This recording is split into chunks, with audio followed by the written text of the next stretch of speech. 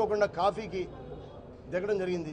అదే కాఫీకి జాతీయ రహదారి దిగకుండా కొంచెం ముందుకెళ్ళి ఉంటే రోడ్డు మీద చంపేసేవాళ్ళే.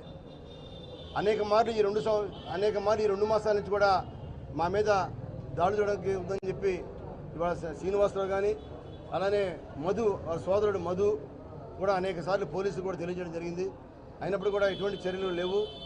మరి ఇవాళ ఏదైతే గింజుపల్లి శ్రీనివాసరావు మీద హత్యాయత్నం జరిగిందో ఆ ముద్దాయిలు తండ్రిని చెప్పిన ముద్దాయిలే మళ్ళీ కొడుకు మీద ముద్దాయిలుగా ఉన్నారు.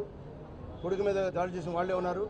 కాబట్టి తప్పకుండా పోలీసులు ఇవాళ చంద్రబాబు నాయుడు గారు ఎక్కడా మీ దాడులు ఉండవు, హింస అనేది ఉండదు అని చెప్పి ఒక పక్క ముఖ్యమంత్రి గారు మరి స్టేట్మెంట్స్ ఇస్తూ ఉన్నారు. అయినప్పుడు కింద క్షేత్రస్థాయిలో ఆ విధంగా జరగట్లా. ఇవాళ ఎమ్మెల్యేలు కానీ కింద నాయకులు కానీ అందరూ కూడా ప్రోత్సహిస్తారు, హింసను ప్రోత్సహిస్తూ ఉన్నారు, దాడులను ప్రోత్సహిస్తూ ఉన్నారు. వైఎస్ఆర్సీపీ అంటే కొట్టిరండి అని చెప్పి